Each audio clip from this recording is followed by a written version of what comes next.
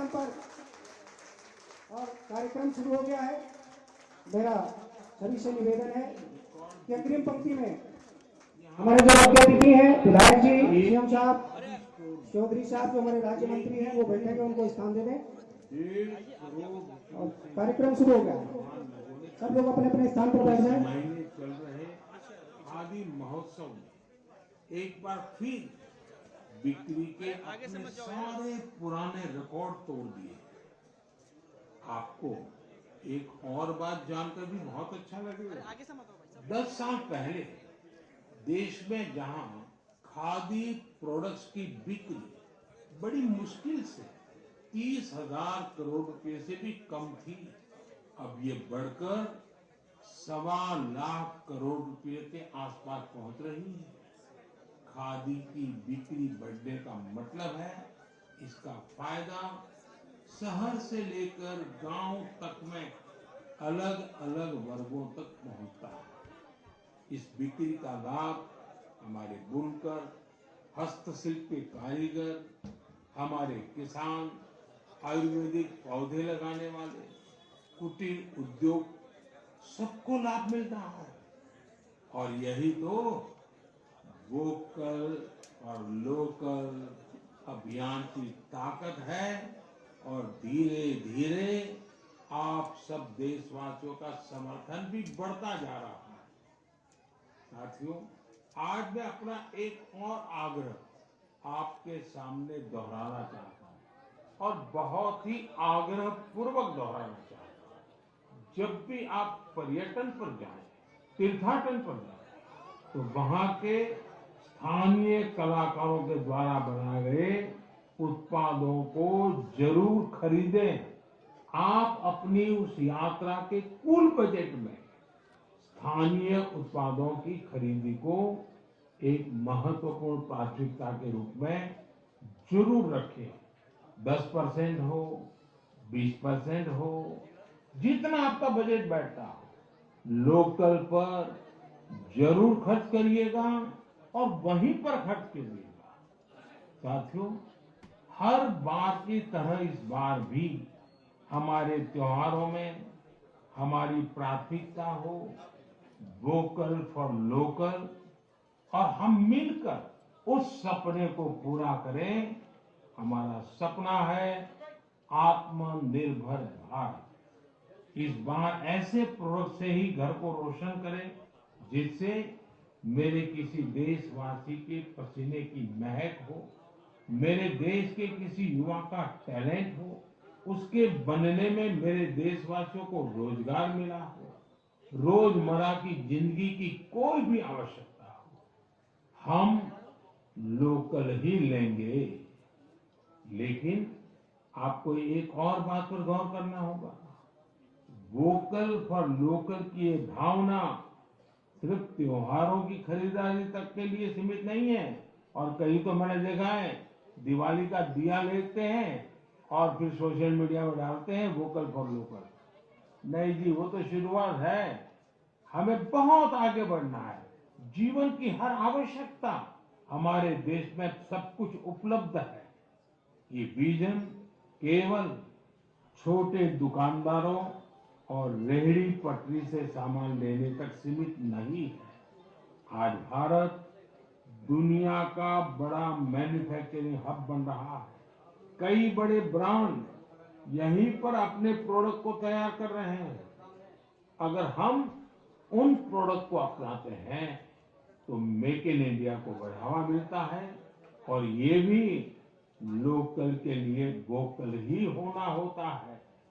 और हाँ, ऐसे प्रोडक्ट को खरीदते समय हमारे देश की शान यूपीआई डिजिटल पेमेंट सिस्टम से पेमेंट करने के आग्रही बने, जीवन में आदत डालें और उस प्रोडक्ट के साथ या उस कारीगर के साथ सेल्फी नमो ऐप पर मेरे साथ शेयर करें, और वो भी मेड इन इंडिया स्मार्टफोन से। मैं उनमें से कुछ पोस्ट को सोशल मीडिया पर शेयर करूंगा ताकि दूसरे लोगों को भी वोकल फॉर लोकल की प्रेरणा मिले। साथियों, जब आप भारत में बने, भारतीयों द्वारा बनाए गए उत्पादों से अपनी दिवाली रोशन करेंगे, अपने परिवार की हर छोटी मोटी आवश्यकता लोकल से पूरी करेंगे, तो दिवाली की जगमगाहट ज्यादा बढ़ेगी ही बढ़ेगी, लेकिन उन कारीगरों की जिंदगी में एक नई दिवाली आएगी, जीवन की एक नई सुबह आएगी, उनका जीवन शानदार बनेगा। भारत को आत्मनिर्भर बनाइए, मेक इन इंडिया ही चुनते जाइए, जिससे आपके साथ साथ और भी करोड़ों देशवासियों की दिवाली शानदार बने, जानदार बने, रोशन बने, दिलचस्प बने। मेरे प्यारे देशवासियों, 31 अक्टूबर का दिन हम सभी के लिए बहुत विशेष होता है। इस दिन हमारे लौह पुरुष सरदार वल्लभ भाई पटेल की जन्म जयंती मनाते हैं। हम भारतवासी उन्हें कई वजहों से याद करते हैं और श्रद्धा पूर्वक नमन करते हैं। सबसे बड़ी वजह है देश की 580 से ज्यादा रियासतों को जोड़ने में उनकी अतुलनीय भूमिका। हम जानते हैं, हर साल 31 अक्टूबर को गुजरात में स्टैच्यू ऑफ यूनिटी पर एकता दिवस से जुड़ा मुख्य समारोह होता है। इस बार इसके अलावा दिल्ली में कर्तव्य पथ पर एक बहुत ही विशेष कार्यक्रम आयोजित हो रहा है। आपको याद होगा, मैंने पिछले दिनों देश के हर गांव से, हर घर से मिट्टी संग्रह करने का आग्रह किया था। हर घर से मिट्टी संग्रह करने के बाद उसे कलश में रखा गया और फिर अमृत कलश यात्राएं निकाली गई। देश के कोने कोने से एकत्रित की गई ये माटी, ये हजारों अमृत कलश यात्राएं अब दिल्ली पहुंच रही है। यहां दिल्ली में उस मिट्टी को एक विशाल भारत कलश में डाला जाएगा और इसी पवित्र मिट्टी से दिल्ली में अमृत वाटिका का निर्माण होगा। यह देश की राजधानी के हृदय में अमृत महोत्सव की भव्य विरासत के रूप में मौजूद रहेगी। 31 अक्टूबर को ही देश भर में पिछले 2.5 साल से चल रहे आजादी के अमृत महोत्सव का समापन होगा। आप सभी ने मिलकर इसे दुनिया में सबसे लंबे समय तक चलने वाले महोत्सव में से एक बना दिया। अपने सेनानियों का सम्मान हो या फिर हर घर तिरंगा, आजादी के अमृत महोत्सव में लोगों ने अपने स्थानीय इतिहास को एक नई पहचान दी है। इस दौरान सामुदायिक सेवा की भी अद्भुत मिसाल देखने को मिली है। साथियों, मैं आज आपको एक और खुशखबरी सुना रहा हूं, और विशेष करके मेरे नौजवान बेटे बेटियों को, जिनके दिलों में देश के लिए कुछ करने का जज्बा है, सपने हैं, संकल्प है। ये खुशखबरी देशवासियों के लिए तो है ही है। मेरे नौजवान साथियों, आपके लिए सविशेष है।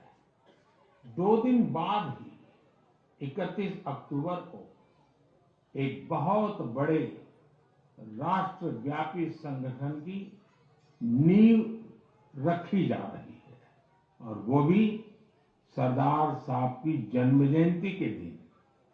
इस संगठन का नाम है मेरा युवा भारत, यानी माय भारत। माय भारत संगठन भारत के युवाओं को राष्ट्र निर्माण के विभिन्न आयोजनों में अपनी सक्रिय भूमिका निभाने का अवसर देगा। ये विकसित भारत के निर्माण में भारत की युवा शक्ति को एकजुट करने का एक अनोखा प्रयास है। मेरा युवा भारत की वेबसाइट माय भारत भी शुरू होने वाली है। मैं युवाओं से आग्रह करूंगा, बार बार आग्रह करूंगा कि आप सभी मेरे देश के नौजवान, आप सभी मेरे देश के बेटे बेटी myBharat.gov.in पर रजिस्टर करें और विभिन्न कार्यक्रम के लिए साइन अप करें। 31 अक्टूबर को पूर्व प्रधानमंत्री श्रीमती इंदिरा गांधी जी की पुण्यतिथि भी है। मैं उन्हें भी भावभीनी श्रद्धांजलि अर्पित करता हूं। मेरे परिवारजनों, हमारा साहित्य, लिटरेचर एक भारत श्रेष्ठ भारत की भावना को प्रगाढ़ करने के सबसे बेहतरीन माध्यमों से एक है। मैं आपके साथ तमिलनाडु की गौरवशाली विरासत से जुड़े दो बहुत ही प्रेरक प्रयासों को साझा करना चाहता हूं। मुझे तमिल की प्रसिद्ध लेखिका बहन शिवशंकरी जी के बारे में जानने का अवसर मिला है। उन्होंने एक प्रोजेक्ट किया है, नीट इंडिया थ्रू लिटरेचर। इसका मतलब है साहित्य से देश को एक धागे में पिरोना और जोड़ना। वे इस प्रोजेक्ट पर बीते 16 सालों से काम कर रही है। इस प्रोजेक्ट के जरिए उन्होंने 18 भारतीय भाषाओं में लिखे साहित्य का अनुवाद किया है। उन्होंने कई बार कन्याकुमारी से कश्मीर तक और इम्फाल से जैसलमेर तक देश भर में यात्राएं की, ताकि अलग अलग राज्यों के लेखकों और कवियों के इंटरव्यू कर सके। शिवशंकरी जी ने अलग अलग जगहों पर अपनी यात्रा की, ट्रैवल कमेंट्री के साथ उन्हें पब्लिश किया है। ये तमिल और अंग्रेजी दोनों भाषाओं में है। इस प्रोजेक्ट में 4 बड़े वॉल्यूम्स हैं और हर वॉल्यूम भारत के अलग अलग हिस्से को समर्पित है। मुझे उनकी इस संकल्प शक्ति पर गर्व है। साथियों, कन्याकुमारी के थिरु ए.के. पेरुमल जी का काम भी बहुत प्रेरित करने वाला है। उन्होंने तमिलनाडु के ये जो स्टोरी टेलिंग ट्रेडिशन है, उसको संरक्षित करने का सराहनीय काम किया है। वे अपने इस मिशन में पिछले 40 सालों से जुटे हैं। इसके लिए वे तमिलनाडु के अलग अलग हिस्सों में ट्रैवल करते हैं और फोक आर्ट फोरम्स को खोजकर उसे अपनी बुक का हिस्सा बनाते हैं। आपको जानकर आश्चर्य होगा कि उन्होंने अब तक ऐसी करीब 100 किताबें लिख डाली हैं। इसके अलावा पेरुमल जी का एक और भी पैशन है। तमिलनाडु के टेम्पल कल्चर के बारे में रिसर्च करना उन्हें बहुत पसंद है। उन्होंने लेदर पपेट्स पर भी काफी रिसर्च की है, जिसका लाभ वहां के स्थानीय लोक कलाकारों को हो रहा है। शिवशंकरी जी और ए.के. पेरुमल जी के प्रयास हर किसी के लिए एक मिसाल है। भारत को अपनी संस्कृति को सुरक्षित करने वाले ऐसे हर प्रयास पर गर्व है, जो हमारी राष्ट्रीय एकता को मजबूती देने के साथ ही देश का नाम, देश का मान सब कुछ बढ़ाए। मेरे परिवारजनों, आने वाले 15 नवंबर को पूरा देश जनजातीय गौरव दिवस मनाएगा। ये विशेष दिन भगवान बिरसा मुंडा की जन्म जयंती से जुड़ा है। भगवान बिरसा मुंडा हम सबके हृदय में बसे हैं। सच्चा साहस क्या है और अपनी संकल्प शक्ति पर अड़ी रहना किसे कहते हैं, ये हम उनके जीवन से सीख सकते हैं। उन्होंने विदेशी शासन को कभी स्वीकार नहीं किया। उन्होंने ऐसे समाज की परिकल्पना की थी जहां अन्याय के लिए कोई जगह नहीं थी। वे चाहते थे कि हर व्यक्ति को सम्मान और समानता का जीवन मिले। भगवान बिरसा मुंडा ने प्रकृति के साथ सद्भाव से रहना, इस पर भी हमेशा जोर दिया। आज भी हम देख सकते हैं कि हमारे आदिवासी भाई बहन प्रकृति की देखभाल और उसके संरक्षण के लिए हर तरह से समर्पित हैं। हम सबके लिए हमारे आदिवासी भाई बहन का ये काम बहुत बड़ी प्रेरणा है। साथियों, कल यानी 30 अक्टूबर को गोविंद गुरु जी की पुण्यतिथि भी है।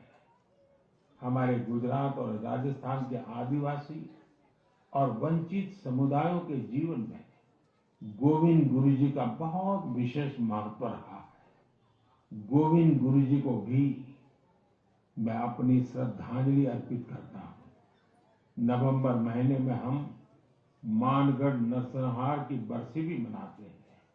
मैं उस नरसंहार में शहीद मां भारती की सभी संतानों को नमन करता हूँ। साथियों, भारतवर्ष में आदिवासी योद्धाओं का समृद्ध इतिहास रहा है। इसी भारत भूमि पर महान तिलका मांझी ने अन्याय के खिलाफ बिगुल फूंका था।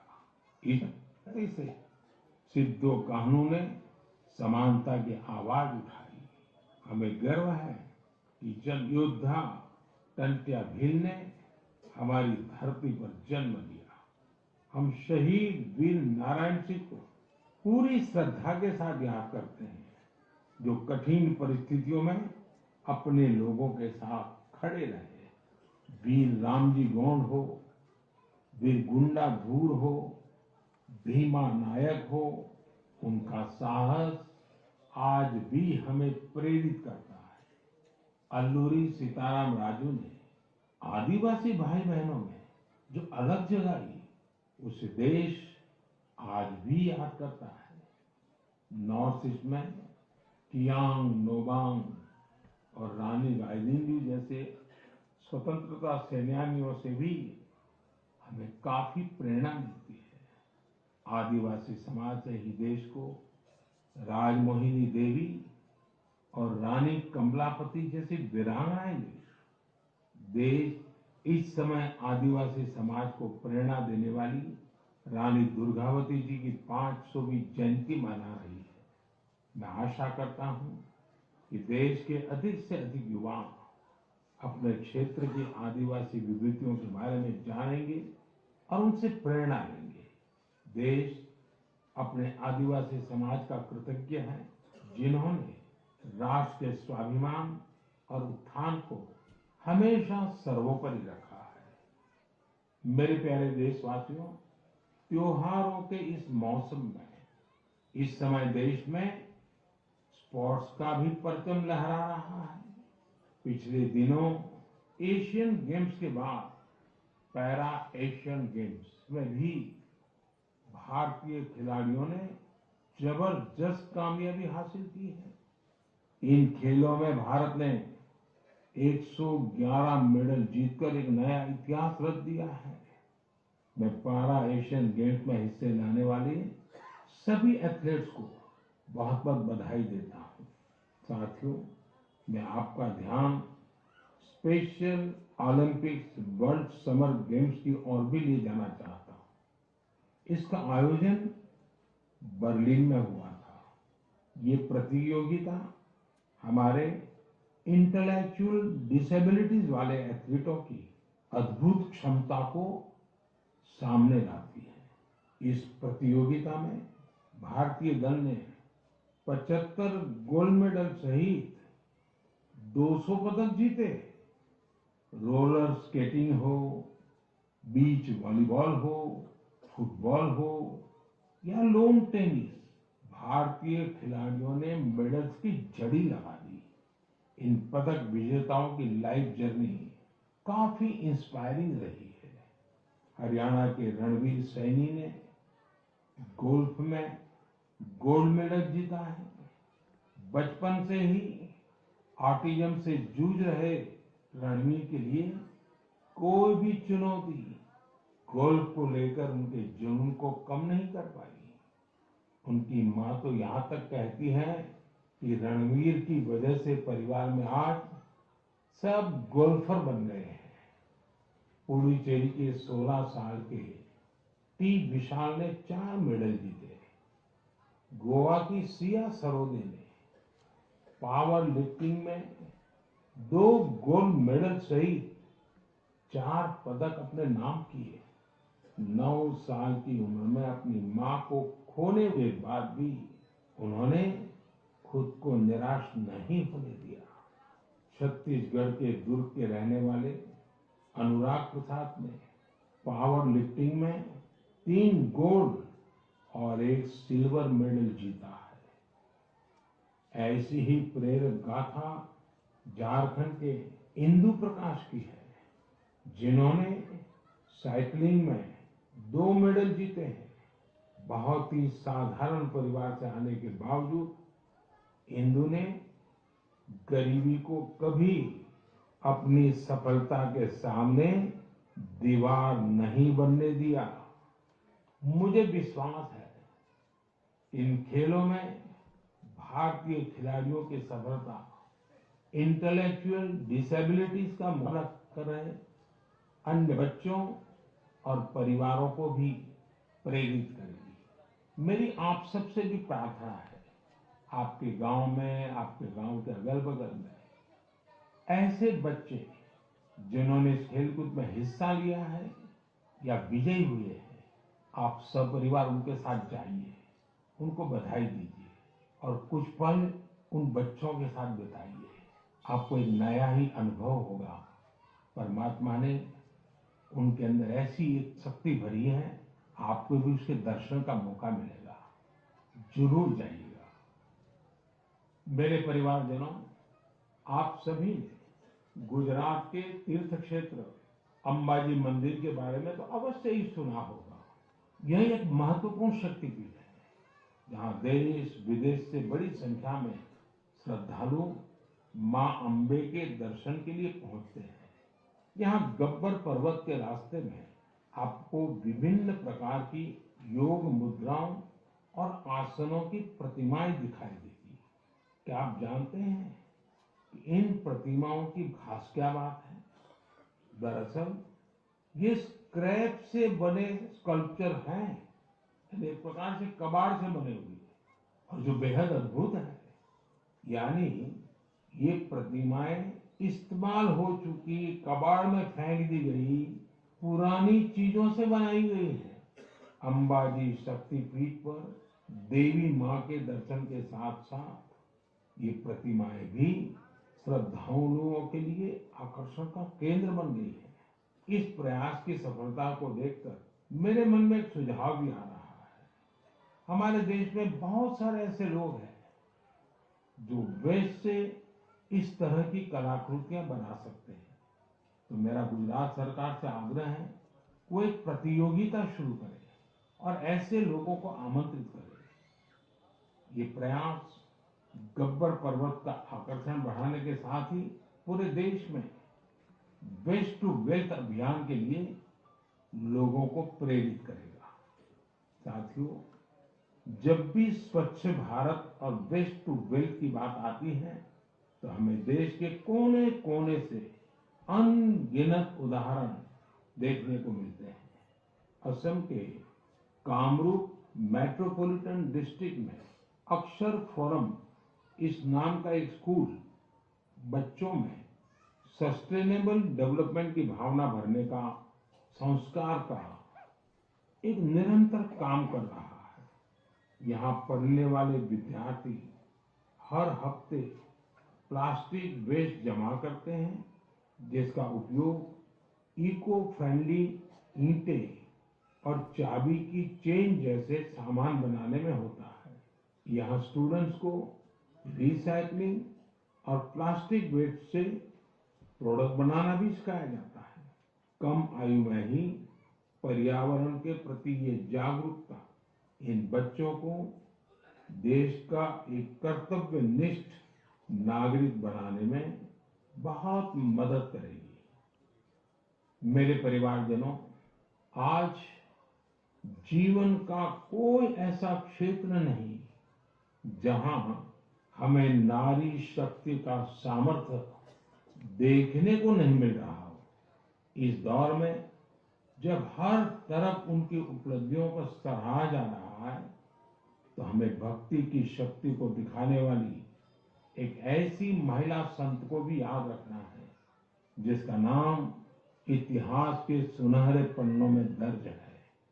देश इस वर्ष महान संत मीराबाई की 525वीं जन्म जयंती मना रहा है। वो देश भर के लोगों के लिए कई वजहों से एक प्रेरणा शक्ति रही है। अगर किसी की संगीत में रुचि हो तो वो संगीत के प्रति समर्पण का बड़ा उदाहरण ही है। अगर कोई कविताओं का प्रेमी हो तो भक्ति रस में डूबे मीराबाई के भजन उसे अलग ही आनंद देते हैं। अगर कोई दैवीय शक्ति में विश्वास रखता हो तो मीराबाई का श्री कृष्ण में लीन हो जाना उसके लिए बड़ी प्रेरणा बन सकता है। मीराबाई संत रविदास को अपना गुरु मानती थी। वो कहती भी थी, गुरु मिलिया रैदास दीनी ज्ञान की गुटकी। देश की माताओं, बहनों और बेटियों के लिए मीराबाई आज भी प्रेरणा पुंज है। उस कालखंड में भी उन्होंने अपने भीतर की आवाज को ही सुना और रूढ़िवादी धारणाओं के खिलाफ खड़ी हुई। एक संत के रूप में भी वे हम सबको प्रेरित करती है। वे भारतीय समाज और संस्कृति को तब सशक्त करने के लिए आगे आई जब देश कई प्रकार के हमले झेल रहा था। सरलता और सादगी में कितनी शक्ति होती है, ये हमें मीराबाई के जीवन काल से पता चलता है। मैं संत मीराबाई को नमन करता हूँ। मेरे प्यारे परिवारजनों, इस बार मन की बात में इतना ही। आप सबके साथ होने वाला हर संवाद मुझे नई ऊर्जा से भर देता है। आपके संदेशों में उम्मीद और पॉजिटिविटी से जुड़ी सैकड़ों गाथाएं मुझ तक पहुंचती रहती है। मेरा फिर से आपसे आग्रह है, आत्मनिर्भर भारत अभियान पर बल दें, स्थानीय उत्पाद खरीदें, लोकल के लिए वोकल बने। जैसे आप अपने घरों को स्वच्छ रखते हैं, वैसे ही अपने मोहल्ले और शहर को स्वच्छ रखें। और आपको पता है, 31 अक्टूबर सरदार साहब की जयंती देश एकता के दिवस के रूप में मनाती है। देश के अनेक स्थानों पर रन फॉर यूनिटी के कार्यक्रम होते हैं। आप भी 31 अक्टूबर को रन फॉर यूनिटी के कार्यक्रम को आयोजित करें। बहुत बड़ी मात्रा में आप भी जुड़े, एकता के संकल्प को मजबूत करें। एक बार फिर मैं आने वाले त्योहारों के लिए अनेक अनेक शुभकामनाएं देता हूं। आप सभी परिवार समेत खुशियां मनाएं, स्वस्थ रहें, आनंद में रहें, यही मेरी कामना है। और हाँ, दिवाली के समय कहीं ऐसी गलती ना हो जाए कि कहीं आपकी कोई घटनाएं हो जाए, किसी के जीवन को खतरा हो जाए, तो आप जरूर संभालिए, खुद को भी संभालिए और पूरे क्षेत्र को भी संभालिए। बहुत बहुत शुभकामनाएं, बहुत बहुत धन्यवाद।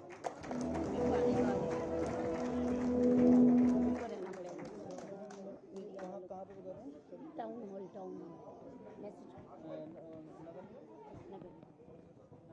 हेलो हेलो साथियों, सभी कार्यकर्ता बंधुओं से निवेदन है, सब अभी अपने अपने स्थान पर बैठे रहेंगे और मैं सीधा सीधा निवेदन करना चाहता हूँ माननीय मुख्यमंत्री जी से कि आप मंच पर अपना स्थान लेंगे। बाद में धर्मपुर के लोकप्रिय विधायक विनोद चमोली जी, इस शहर के महापौर सुनील उनियाल गामा जी, साथ ही निवेदन करना चाहूँगा उत्तराखंड नेशनल फेडरेशन के सम्मानित अध्यक्ष चौधरी अजीत सिंह जी से।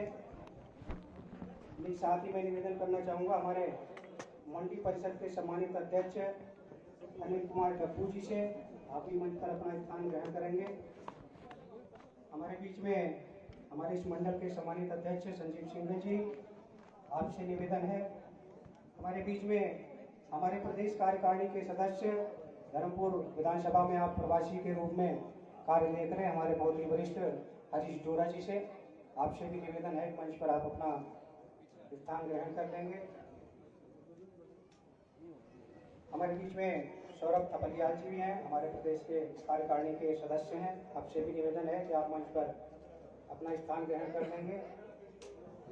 और जी मंडल अध्यक्ष जी को बोल दिया है। साथ ही मैं निवेदन करना चाहूँगा जो आज ये बूथ नंबर 49 49 नंबर बूथ पर आज देश के यशस्वी प्रधानमंत्री जी के मन की बात का कार्यक्रम हम लोग सुन रहे थे। हमारे बीच में भारतीय जनता पार्टी के महानगर के उपाध्यक्ष बड़े भाई अनंत सागर जी हैं। आपसे भी निवेदन है कि आप भी मंच पर अपना स्थान ग्रहण करेंगे। और इस मन की बात के पंडित दीनदयाल नगर मंडल के प्रभारी और इस क्षेत्र के बहुत ही कर्मठ और जुझारू पार्षद सतीश कश्यप जी से भी मैं निवेदन करना चाहता हूं, जिनके संयोजन में आज ये मन की बात का कार्यक्रम हो रहा है। ठीक हो गया सतीश कश्यप जी, आप भी अपना स्थान ग्रहण कर लेंगे। अब मैं सीधे स्वागत की बेला को आगे बढ़ाते हुए मैं निवेदन करना चाहूँगा हमारे धर्मपुर विधानसभा के लोकप्रिय विधायक आदरणीय विनोद चमोली जी से कि आप माननीय मुख्यमंत्री जी का बुके देकर स्वागत करेंगे। एक बार जोरदार तालियों से स्वागत माननीय मुख्यमंत्री जी का। पुष्कर धामी जिंदाबाद, विनोद चमोली जिंदाबाद। साथ ही मैं निवेदन करना चाहता हूँ अपने देहरादून महानगर के महापौर आदरणीय सुनील उनियाल गामा जी से कि आप भी माननीय मुख्यमंत्री जी को स्वागत करेंगे। मैं निवेदन करना चाहूँगा हमारे बीच में हमारे दोनों राज्य मंत्री चौधरी अजीत सिंह जी से, अनिल कुमार डब्बू जी से, आप दोनों माननीय मुख्यमंत्री जी का बुके भेजकर स्वागत करेंगे।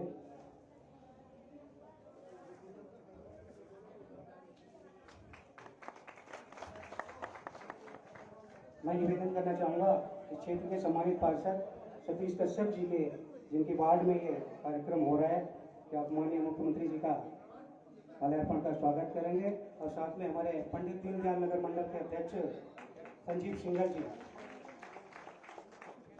हमारे प्रदेश कार्यकारिणी के सदस्य हरीश डोरा जी से निवेदन करना चाहूँगा कि आप भी माननीय मुख्यमंत्री जी का। हमारे बीच में पूर्व मंडल अध्यक्ष धर्मपाल सिंह रावत जी हैं। आपसे भी निवेदन है कि आप भी माननीय मुख्यमंत्री जी का स्वागत करेंगे। अनंत सागर जी हमारे भारतीय जनता पार्टी के वरिष्ठ नेता।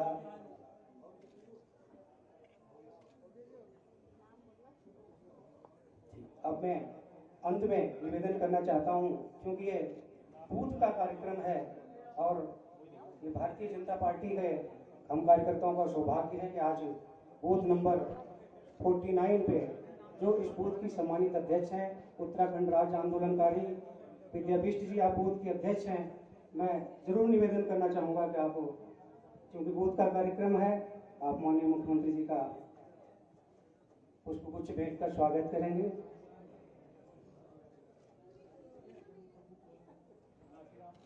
हमारे दोनों शक्ति केंद्र के प्रमुख नाथीराम धीमान जी और विनोद कुमार जी, आप दोनों शक्ति के संयोजक, दोनों से निवेदन है कृपया तुरंत जल्दी थोड़ा सा मैं निवेदन करना चाहूंगा। हमारे कृपया सुन लें।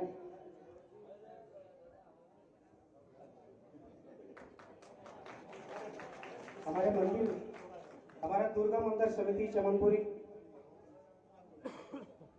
विधायक जी का मैं निवेदन करना चाहूंगा, छठ मार्ग जहाँ पर ये कार्यक्रम हो रहा है उस समिति के अध्यक्ष और उनकी टीम एक बार मानिए 2-3 लोग आ जाएं, ज़्यादा भीड़ भाड़ क्योंकि कुछ प्रोटोकॉल होता है और उस प्रोटोकॉल के तहत 2-3 लोग, विजय कुमार जी, सौरभ जी, हरिकिशोर जी, 3 लोग आ जाएं और माननीय मुख्यमंत्री जी को और हमारे जो भी अतिथि हैं, हमारे गामा जी, विधायक जी, सबको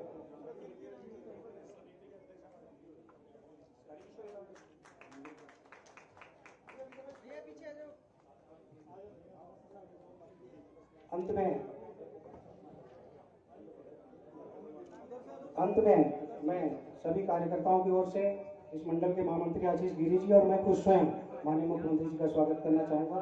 दोनों भाई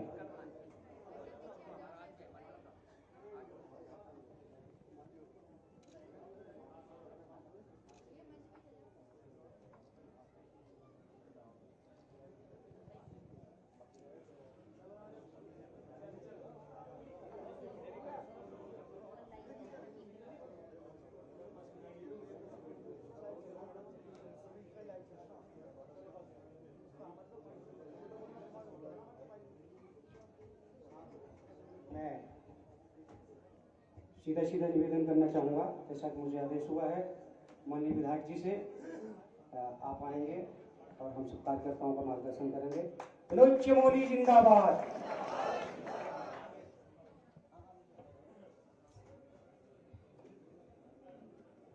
भारत माता की, भारत माता की।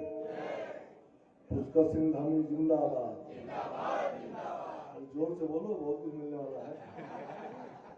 धीरे बोलोगे तो थोड़ा ही मिलेगा, जोर से बोलोगे ज्यादा मिलेगा। बेटा अब जब भूख लगी हो तो जब बच्चा जोर से चिल्लाता है तो माँ भी कुछ ज्यादा ध्यान देती है, ठीक है ना।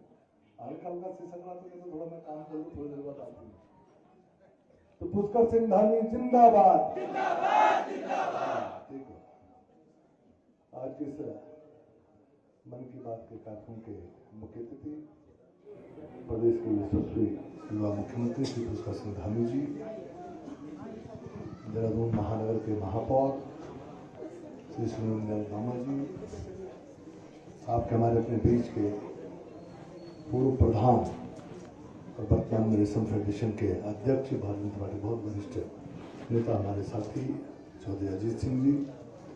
मैंने प्रधान इसलिए बोला, पहले ऊपर भगवान बीच में, नीचे प्रधान, बीच में सब साफ ऐसे होता था ना, तो लोगों को रेशम फेडरेशन बोर्ड का अध्यक्ष शायद प्रधान से छोटा दिखाई पड़ता होगा यहाँ, ऐसा मुझे लगता है, क्योंकि प्रधानी बड़ी चीज थी, इसलिए मैंने पहले नाम दिया।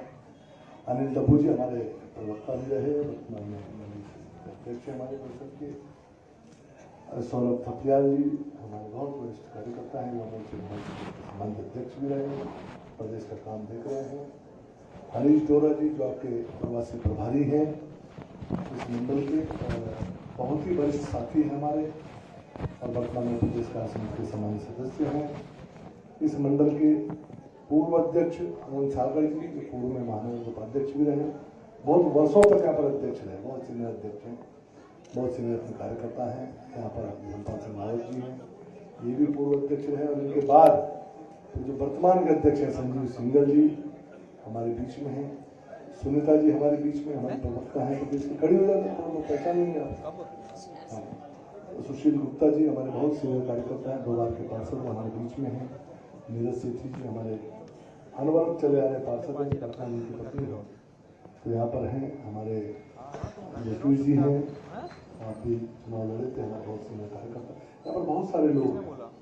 और माननीय मुख्यमंत्री जी कह रहे थे कि मुझे 12 बजे और जाना है, तो मेरी भी आगे बैठकें लगी हुई है, तो नामों की ज़्यादा औपचारिकता में जाते हुए यहाँ पर इस कार्यक्रम में सम्मिलित सभी नौजवान साथियों, मातृशक्ति और बच्चों, बुजुर्गों, इसलिए नहीं बोल रहा हूँ, उस उम्र में मैं भी आ रहा हूँ, मेरे साथी हो गए। देखिए, इस क्षेत्र का इतना बड़ा सौभाग्य है, ये ब्रह्मपुरी है, ब्रह्म का स्थान मैं इसको मानता हूँ।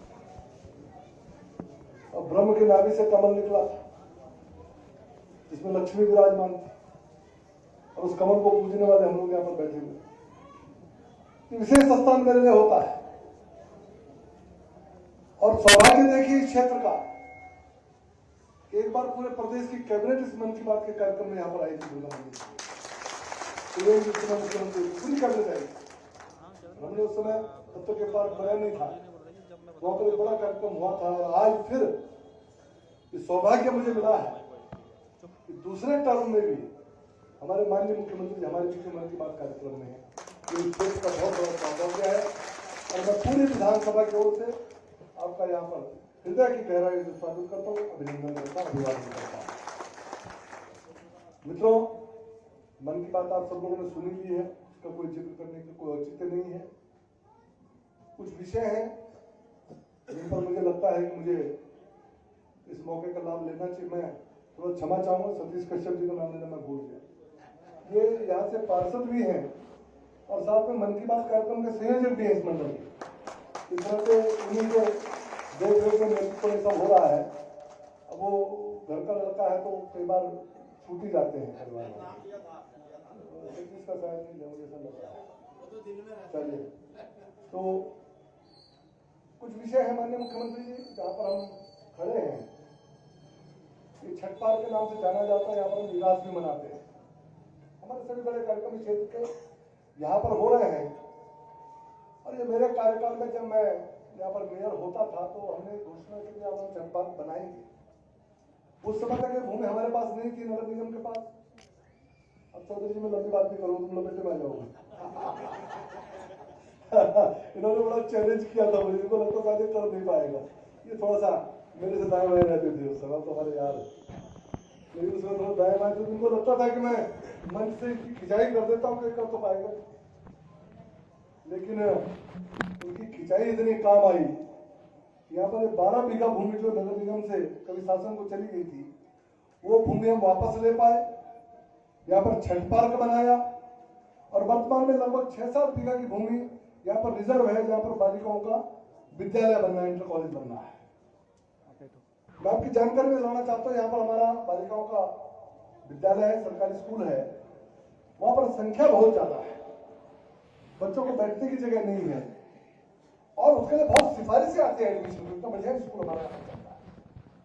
उसी को देखते हुए यहाँ पर इस प्रकार का रुझान है, और बच्चों का खासकर बालिकाओं की पढ़ाई को लेकर लोग बहुत संवेदनशील है, प्रयासरत रहते हैं। यहाँ पर एक इंटर कॉलेज की बिल्डिंग बनाने का मुख्यमंत्री घोषणा में हमने अनुरोध किया हुआ है, उसका एस्टिमेट भी बना हुआ है। हालांकि वो बहुत बड़ा प्रोजेक्ट है, लेकिन मैंने कहा इसको फेजेस में करें। एक बार मैं माननीय मुख्यमंत्री जी के संज्ञान में लाना चाहूंगा, ये बगल की भूमि है, पार्ट है, वहां पर अगर विद्यालय बन जाता है पूरे क्षेत्र के लिए, मात्र ब्रह्मपुरी के लिए नहीं, जो पूरे एरिया है चारों, यहाँ पर बहुत बड़ा बस्ती क्षेत्र है। यहाँ पर बच्चों की पढ़ाई में बहुत बड़ा कदम हम आगे बढ़ाएंगे, और मैं जानता हूँ आपकी रुचि भी इसमें है, तो निश्चित तौर पर इसको दिखवा लेंगे। इसमें जितना जल्दी हो सके, अगर उसकी धन अवमुक्त हो जाए तो हम यहाँ पर कार्य प्रारंभ कर सके। एक दूसरा मसला यहाँ पर एक अम्बेडकर भवन का है। हम लोग यहाँ पर एक भूमि हमने चिन्हित की है, जो मुख्यमंत्री घोषणा में, वहां पर अम्बेडकर जी का एक शोध संस्थान बनाने जा रहे हैं, उनका भवन बनाने जा रहे हैं।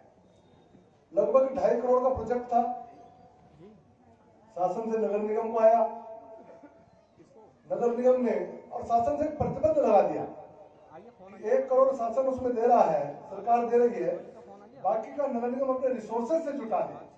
अब नगर निगम के रिसोर्सेज आपको भी मालूम है और गामा जी को मालूम, और मैं कई साल भुगत के आया हूँ। अगर उनको ऊपर छोड़ देंगे तो वो भवन नहीं बनता।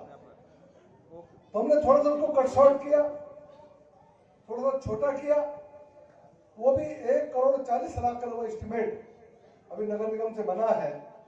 40 लाख भी है उसमें डालने की स्थिति में नहीं है, तो मैंने शासन से अनुरोध किया है कि पूरा 1 करोड़ 40 लाख रुपए की स्वीकृति प्रदान कर दें, ताकि हम वहां पर अम्बेडकर भवन का निर्माण कार्य तुरंत प्रारंभ कर सकें। पहले हम इस काम में थोड़ा धरातल से ऊपर आ जाए, वो लगभग फाइनल स्टेज पे है। आप कह देंगे तो हाथों हाथ हो जाएगा।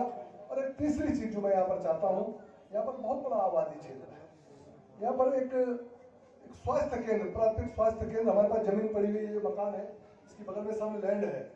तो अभी बैठक में भी बात आई थी कि माननीय हमारे स्वास्थ्य मंत्री जी ने भी कहा था विधानसभा के अंदर भी कि भाई जहाँ जहाँ आवश्यकता हो हम स्वास्थ्य केंद्र बना सकते हैं। यहाँ भी एक स्थान उपलब्ध है।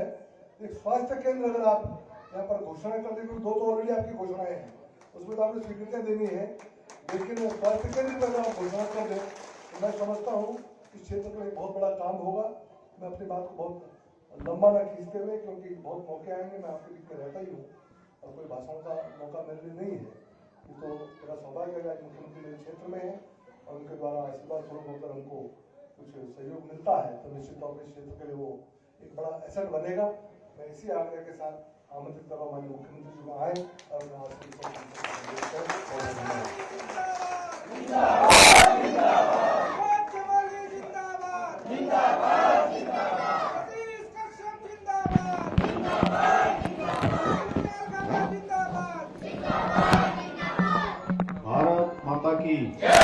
भारत माता की नरेंद्र मोदी जिंदाबाद, नरेंद्र मोदी जिंदाबाद, नरेंद्र मोदी जिंदाबाद। मन की बात के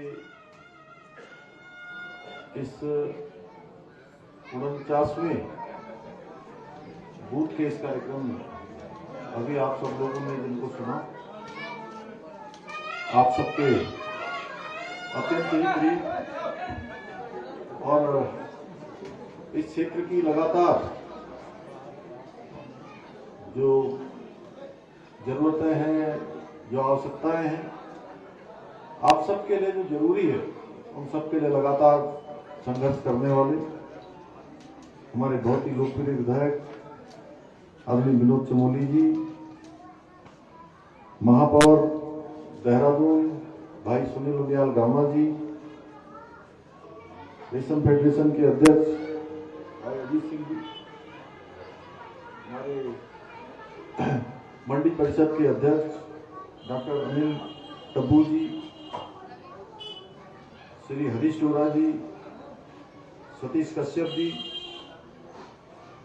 हमारे संजीव सिंघल जी मंडल अध्यक्ष, भाई सौरभ थपलियाल जी, संचालन करने वाले श्री कौशलेंद्र जी, श्री अनंत सागर जी, मंचा सिंह, हमारे सभी हमारे महामंत्रीगण, हमारी इस बूथ के अध्यक्ष वरिष्ठ आंदोलनकारी दिव्या बिष्ट जी, बहन दिव्या बिष्ट जी, हमारे रावत जी पूर्व अध्यक्ष मंडल के, सुनीता विद्यार्थी जी, प्रदेश प्रवक्ता सुशील जी, नीरज सेठी जी, अनंत जी, एवं यहाँ पर उपस्थित हमारे सभी बड़े बुजुर्ग, सभी उपस्थित माताएं बहनें, सभी मेरे नौजवान साथी, उपस्थित पत्रकार मित्रों एवं छायाकार बंधुओं, मैं सबसे पहले तो आप सभी को बहुत बधाई देता हूं, शुभकामनाएं देता हूं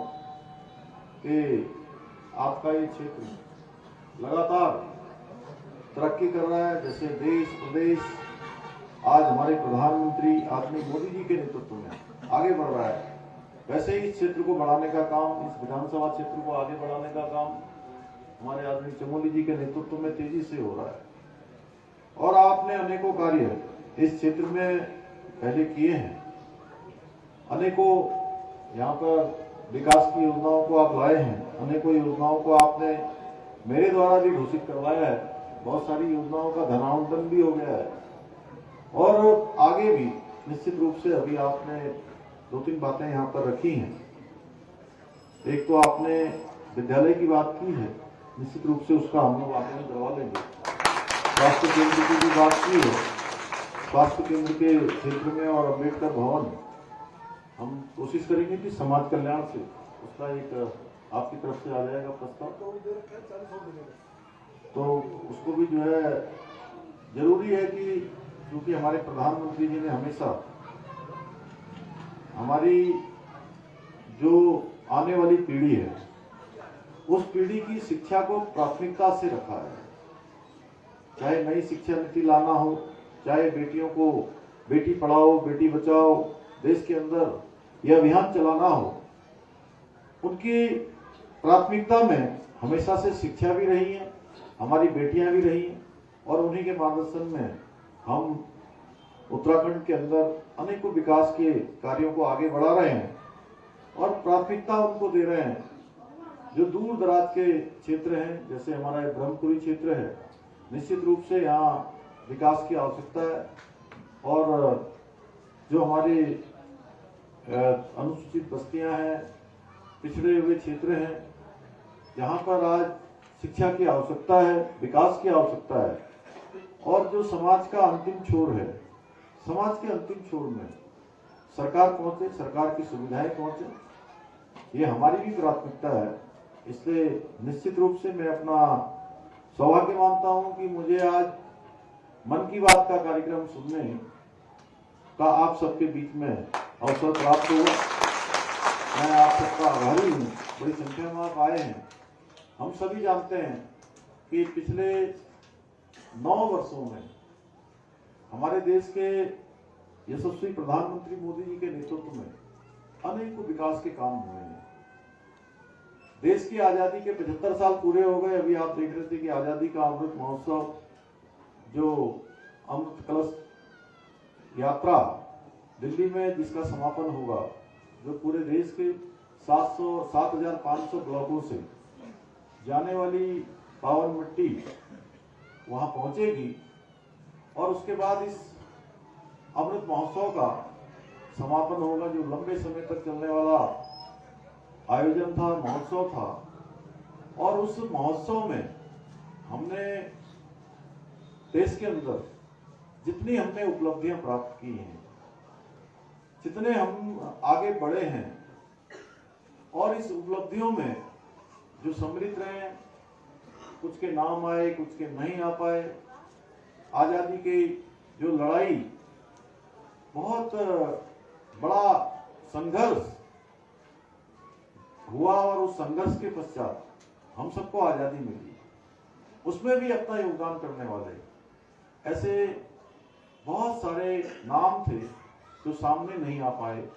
हमारे प्रधानमंत्री मोदी जी ने उन सभी को देश की जनता के सामने लाने का काम किया और ऐसे नाम जो हमारी आने वाली पीढ़ियों के स्मरण में रहने चाहिए, उनके मन मस्तिष्क पर आने चाहिए कि आखिर ये देश को आजादी ऐसे ही नहीं मिली है, आसानी से नहीं मिली है।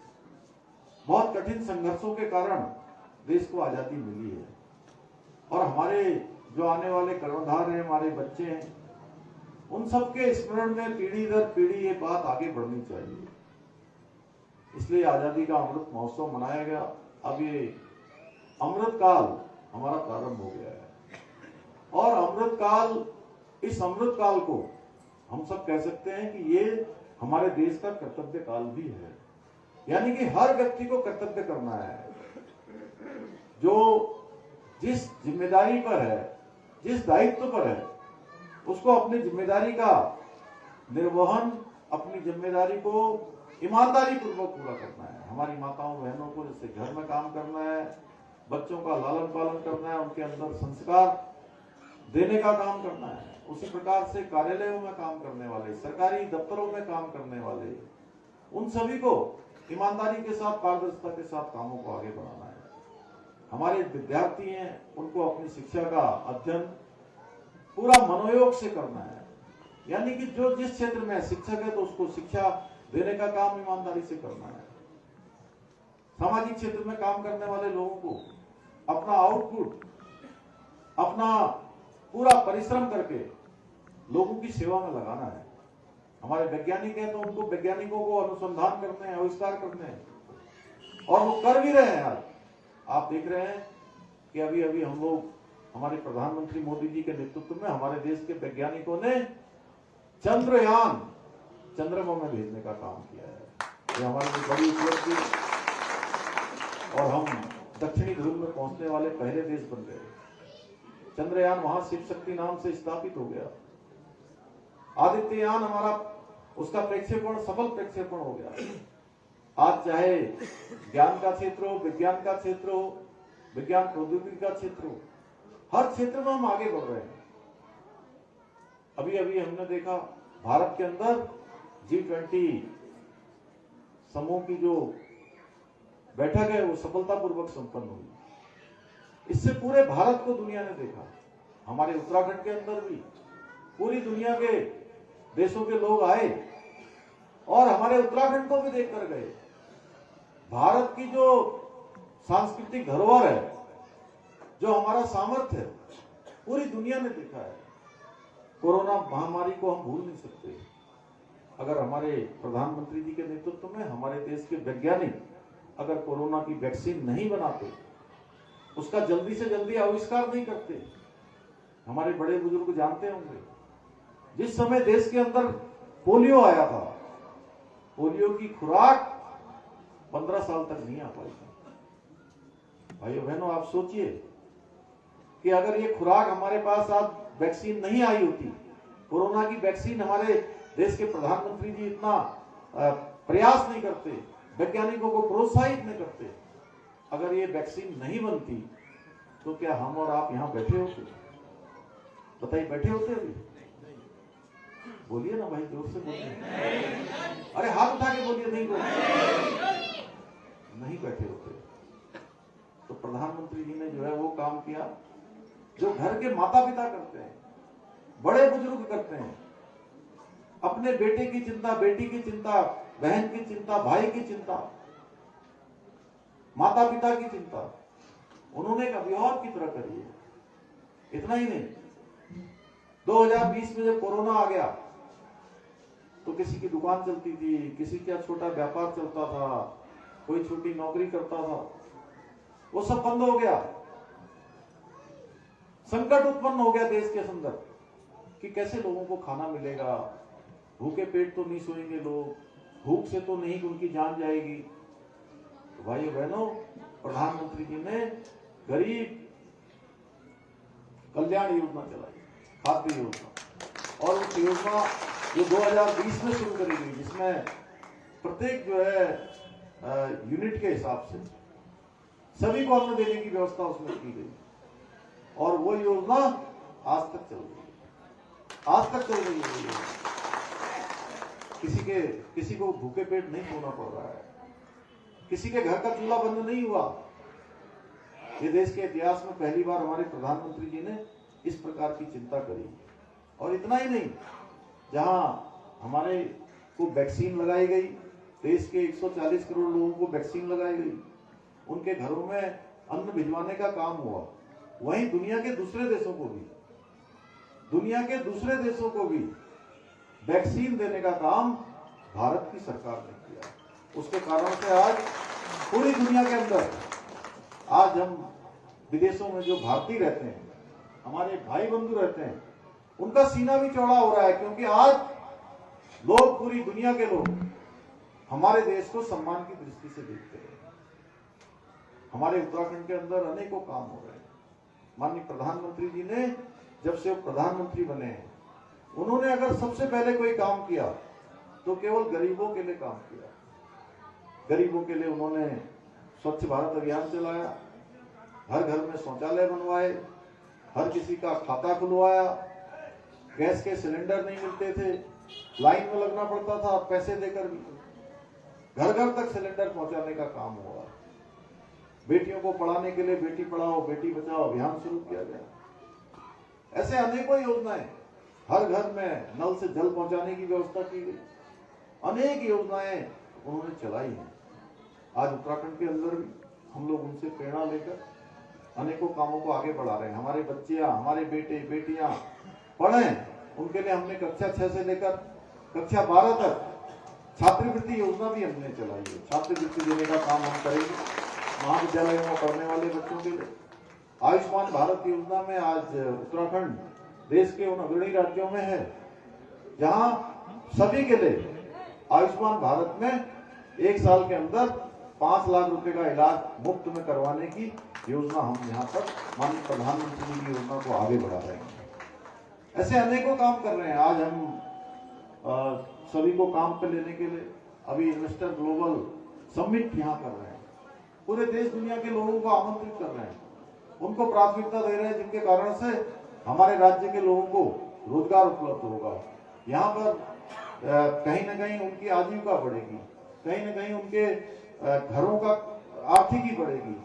हर प्रकार से उस चीजों को बढ़ा रहे हैं। हमारे नौजवानों को, हमारे युवाओं को, हमारे बच्चों को, बेटे बेटियों को यही काम मिले और बहुत सारे नए नए उपक्रम करके, नए नए लोगों के साथ अनुबंध करके यहाँ पर हम विदेशों के लोगों को लाकर उनके साथ भी उनके स्किल को बढ़ाने के लिए, उनकी ट्रेनिंग देने के लिए इस प्रकार के समझौते कर रहे हैं कि जिससे हमारे बच्चे यहाँ से ट्रेनिंग लेकर देश दुनिया में जाकर अपना रोजगार स्थापित करें, अनेकों स्थानों पर जाए। और अभी अभी पिछले दिनों यहाँ से एक बड़ी संख्या में हमारे यहाँ के बच्चे ITI पढ़ने के बाद, अन्य पढ़ने के बाद, हॉस्पिटलिटी के क्षेत्र में पढ़ने के बाद अभी जापान के लिए गए हैं। जापान में उनको नौकरी मिल रही है। आने वाले समय में जर्मनी में जाकर काम करेंगे, फ्रांस में काम करेंगे, अनेकों देशों में जाकर काम करेंगे। आज उत्तराखंड हर क्षेत्र में आगे बढ़ रहा है। उत्तराखंड के लोग तेजी से आगे बढ़ रहे हैं। हमारे प्रधानमंत्री जी ने हमको जहाँ बद्रीनाथ केदारनाथ में मास्टर प्लान, हमारा पुनर्निर्माण का काम, यहाँ रेलवे की अच्छी व्यवस्था, अभी अभी देहरादून से वंदे भारत एक्सप्रेस यहाँ से दिल्ली से देहरादून की चल रही है। आने वाले समय में और भी जो है सुविधाएं यहाँ होने वाली है। यहाँ का हवाई अड्डा बढ़ने वाला है। दिल्ली से देहरादून जाने के लिए हम 2 घंटे में जो है दिल्ली से देहरादून पहुंच जाएंगे। आने वाले समय में आपको 2 घंटे में ही लगेंगे यहाँ से, तो कितनी सुविधा हो जाएगी। ये सारे काम यहाँ पर तेजी से बढ़ रहे हैं। बहुत सारी बातें हैं बोलने के लिए, मैं बहुत ज्यादा नहीं बोलना चाहता क्योंकि विनोद ने कहा कि थोड़ा बोलिए, आप थोड़ा बोलना है, लेकिन 2 विषय भी आ रहे हैं। और मुझे लगा कि आप सब लोग इतनी माताएं बहनें मिली हैं, उनको पता होना चाहिए कि देश के अंदर मोदी जी ऐसे प्रधानमंत्री हैं जिन्होंने वो सब काम किए हैं जो गरीब जनता को जिसकी जरूरत थी। हमारे अनुसूचित बस्तियों को, पिछड़ी बस्तियों को, हमारे समाज के अंतिम छोर में खड़े हुए लोगों को जो आवश्यकताएं थी, यानी कि जो जरूरत थी, जो होना चाहिए था, उन्होंने इन 9 सालों में इन कामों को आगे बढ़ाने का काम किया है। और भारत की अर्थव्यवस्था भी तेजी से आगे बढ़ी है। इतनी कठिनाइयों के बाद भी आज हमारे देश के अंदर कोई काम नहीं रुक रहा है, सब काम आगे बढ़ रहे हैं। दुनिया के बड़े बड़े देश पीछे हो जा रहे हैं। मोदी जी के नेतृत्व के कारण से, उनकी सूझबूझ के कारण से जहां गरीबों के लिए काम हो रहे हैं, वहीं देश को आगे बढ़ाने का भी काम हो रहा है। अभी हम 5वें नंबर की, पूरे विश्व की 5वें नंबर की अर्थव्यवस्था बन गए। आने वाले समय में हम बहुत जल्दी 3रे नंबर की अर्थव्यवस्था हमारे प्रधानमंत्री बन जाएंगे।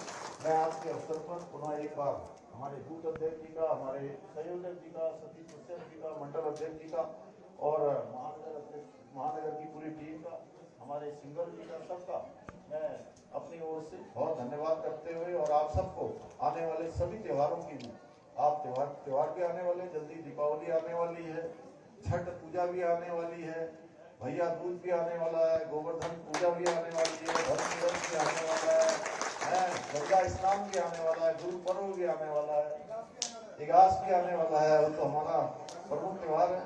इगास की भी मैं आप सभी को, क्योंकि पिछले वर्ष हमने इगास पूरे धूमधाम से मनाया था, इस वर्ष भी हम सब बहुत धूमधाम से मनाएंगे। एक बार फिर से आप सबको मैं बहुत शुभकामनाएं देते हुए आपका धन्यवाद करते हुए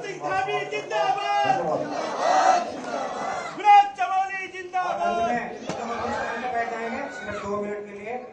मैं इस शहर के महापौर आदरणीय सुनील मुनियाल गामा जी से कहना चाहूँगा कि आप माननीय मुख्यमंत्री जी का धन्यवाद करते हुए इस कार्यक्रम को समापन की घोषणा करेंगे। माननीय धन्यवाद कुसुम जी। आज के कार्यक्रम में मन की बात में कार्यक्रम के